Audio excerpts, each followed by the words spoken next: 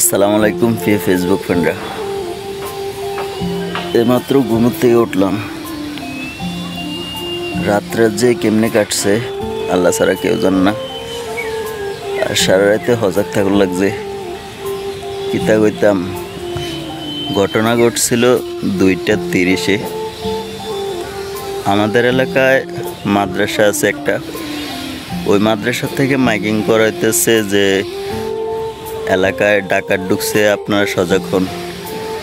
তাড়াতাড়ি করে মা ঘুমের থেকে উঠছে, উঠটা দরজাটা ধাক্কা দিল, কইতেছে সৈকত উঠ, এলাকায় ডাকাত ঢুকছে।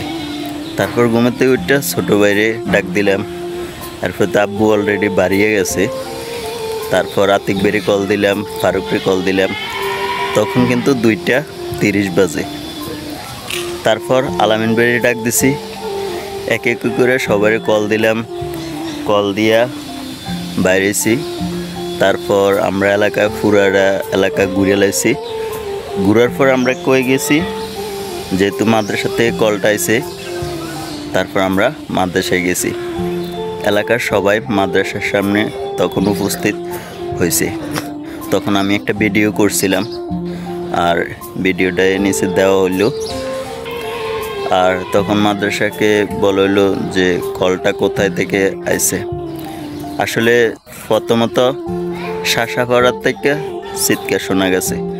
শাসাপাড় থেকে চিৎকার শোনার পর আমাদের মাদ্রাসা থেকে মাইকিং করা হয়েছে। তারপর সকল কিছু তন্ন খোঁজার পর কোনো কিছু পাওয়া গেল না।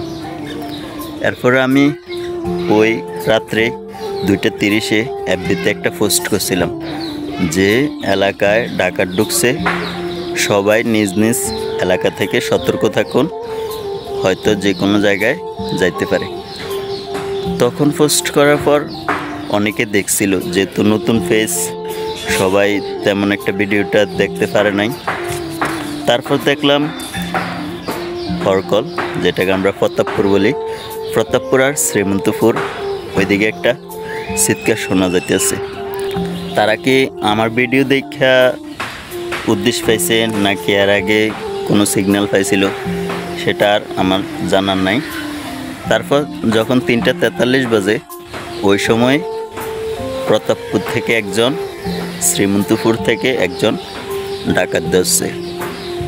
আর এই ছিল পুরা বিস্তারিত কাহিনী।